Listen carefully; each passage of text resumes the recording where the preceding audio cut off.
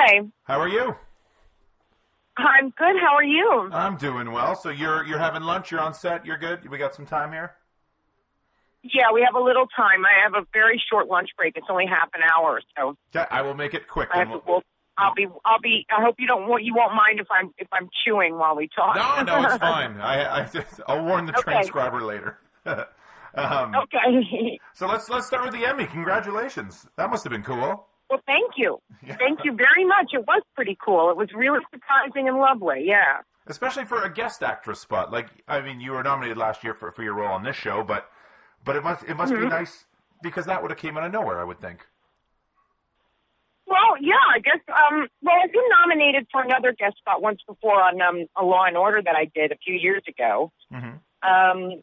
and that was also really nice and out of the blue. But yeah, it was a great category, and there were awesome actresses in the category. So there's a lot of great work going on television across the board. So I felt really. I just felt really grateful to be singled out in that way. Where do you find time to do the guest spots? I'm assuming Raising Hope keeps you pretty busy. Yeah, it does. But we shoot one episode every 5 days, and we don't take a ton of breaks. So we're done generally by mid to late February. We start in beginning of August, and so it's about a 7-month season for us. Okay. So when we're done with our season, a lot of shows are still shooting. Like Good Wife still shoots until well into April or May. Oh, wow. Okay. That makes sense then. Mm-hmm. I was going to ask you this. Given your family and your lineage and upbringing and everything, was there ever a doubt that you would be an actress?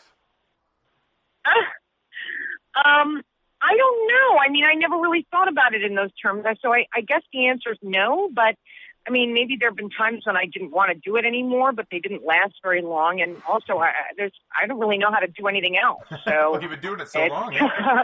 all your life, essentially, right? Yeah, pretty much. Wow. Mm-hmm.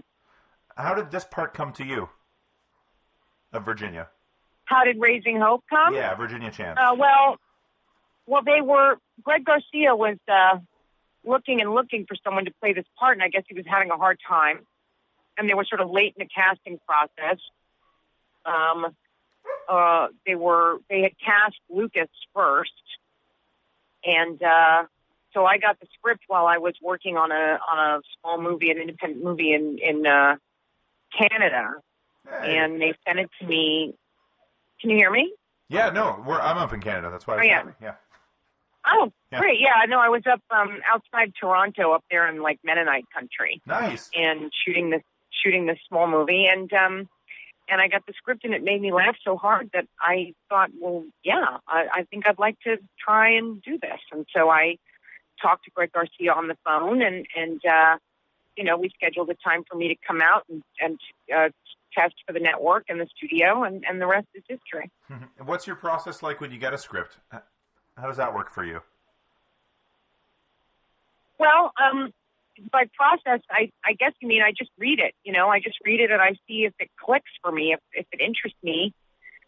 Usually by the first 10, 15 pages, I can tell if something is interesting or not, or funny or not. And the truth is, like, I was laughing at the script for Raising Hope, I think pretty much on page 1. Mm-hmm. And what about during the season when you get a script? How does that? Do you sit there in the makeup trailer and read it? You say you shoot very quickly, so you don't have too much time to really read the script. No, we don't have a ton of time. Well, we do. We are very lucky in that our writers and Greg Garcia work really well ahead of time. So we usually see the scripts like 2 weeks before we shoot them, which is great. Mm. And we do a table read a couple weeks ahead of time, so that the writers have a chance to do whatever, changes they need to do.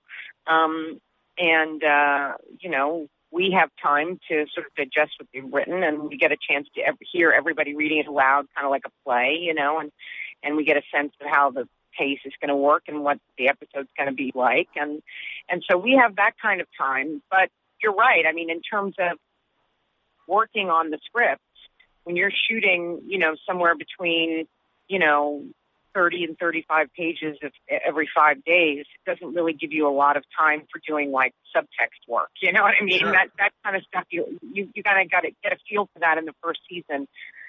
And then by season 2, it it's like a muscle. It just, it builds up over time, and you're able to kind of, you're able to sort of get there quicker. Speaking of builds up over time, I mean, obviously, three years into playing Virginia, you must know her a lot better than you did coming into it. So what have you brought to the character? How has she changed, I guess, for you as an actress playing this person? Well, in the beginning, Virginia was a lot sort of harder. She was a lot more, she was a lot tougher, and she kind of didn't take any crap, and she wasn't psyched about having the baby, and she smoked, and she was hard and rough around the edges, but she had this softness on the inside. And as we've gone along, I think her soft sides come out more, her neurotic, her wacky sides come out more. You know what I mean? And then the thing I've always liked from the beginning is that she's not your typical sitcom mom. She's not a tifter. She's right in there with everybody else, which I love. Yeah. I love how Bert will say things that usual TV mom would be like, oh, come on, but you just go for it. Right. That's a testament to the writers exactly. as well. Yeah. Yeah. Bert and Virginia have a great relationship, and, it's an equal relationship, and they love each other, and they're into each other, and you know what I mean? So that's really fun to play.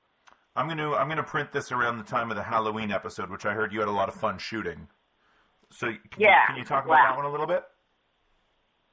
Well, I don't know how much I'm allowed to give away, but it's going to be our first sort of LGBT centric episode, and we're sort of dealing with we're kind of broadening our social horizons a bit in this episode, which is really good and really makes for a good episode. I think it's really funny. It's exactly what I wanted you to say, so I can get into A is for. That's perfect. It's a perfect segue. Oh, good. Yeah. So why don't you explain what A is for those who don't know? Well, AS4 came out of the general conversation that was happening in the country earlier this year when Sandra Fluck was basically shamed for speaking out about women's right to preventive health care and reproductive health care.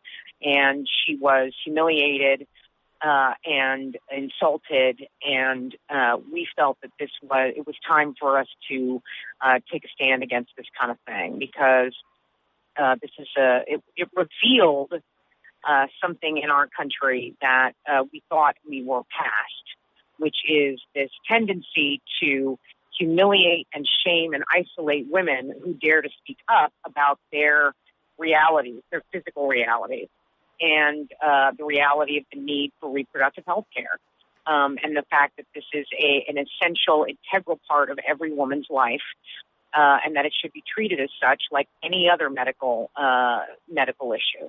And so we started AS4 to reclaim the Scarlet Letter, essentially, to take that brand of shame and turn it into a tool of empowerment and awareness and advocacy for women's health rights. I thought I read something. So we started the organization. No, we started the organization, and then we quickly partnered up with the Center for Reproductive Rights, which just recently launched their Bill of Reproductive Rights, so that we could help them sort of on the advocacy side of things and the awareness side of things.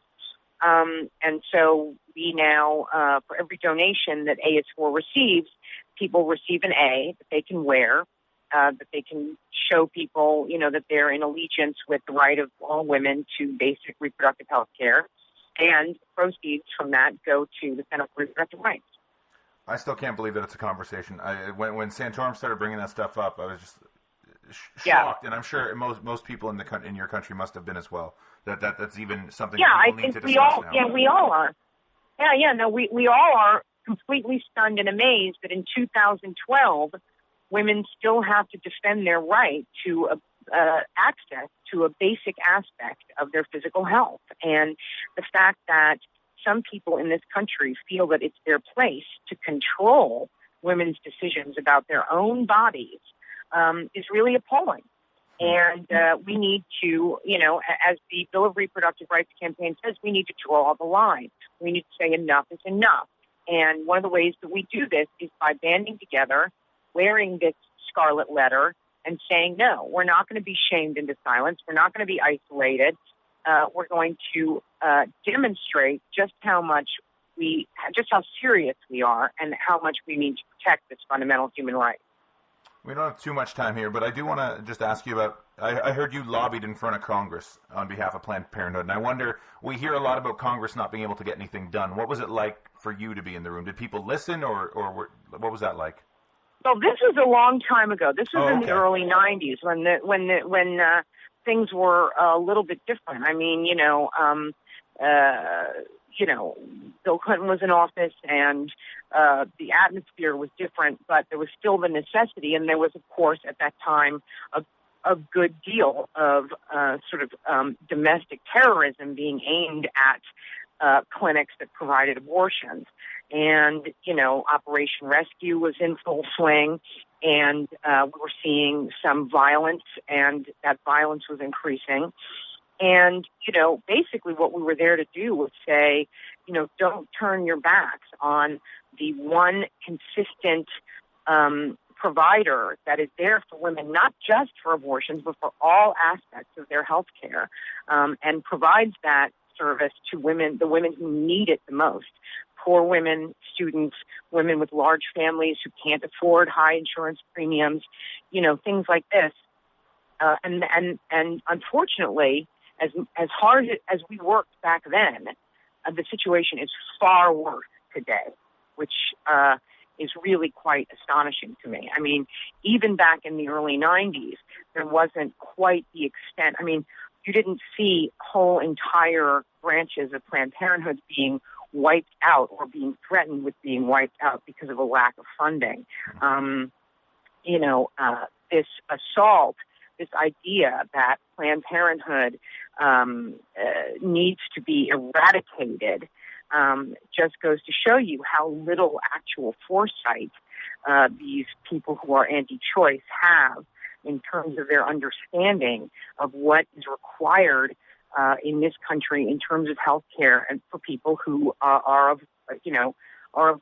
few means, And I'd love to talk to you for, I could go for hours about the politics and the topics of all that, but I'm looking at my timer here. We got 2 minutes left, and I'd regret if I didn't ask about Cloris Leachman, because you're working on a comedic legend, and I mean, I know you come from a line of legends in the film industry and whatnot, but what has Cloris taught you in terms of, I guess, being fearless when it comes to comedy?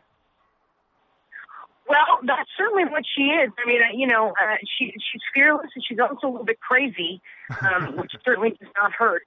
But she's absolutely fearless. She's absolutely fearless, and if I am as energetic and as enthusiastic and ready to go at 86 as that woman is, I will be very, very lucky. I mean, she's just a dynamo. She's unmovable, She's a nut. What can I say? She's incredible. There's a reason why she's a legend, Before I let you go, we always do something called 5 questions. 5 quick questions, 1-word answers. Okay. Film, TV, or theater? All. Okay. Trick me on that one. That's fine. Lennon or McCartney? Mm-hmm. Oh, don't make me choose. These are good answers. I like them anyway. Comedy or drama? Both. Role you're most proud Same of? thing. Sorry? Same thing. Same thing. Role I'm most proud of? Yeah. Oh, gee whiz. Can't trick me on that one. Oh, my gosh. Well, you know what? I can't say because it would imply that I'm not proud of the others, and maybe I should reword. Is there one that has stuck out over the years as I don't know? Maybe there's a character that you identified with more, or something of that nature.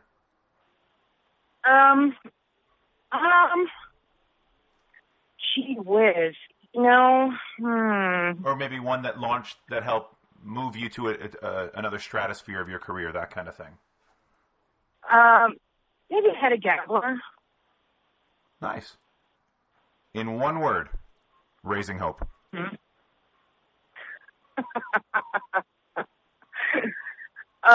One word, raising hope. Let me think. One word. Mm-hmm. Holy cow. I know it's always the hardest one, but that's why I like to end them this way. Can I use a compound word? You may. Long running. There you go. Get a job for a whole long time.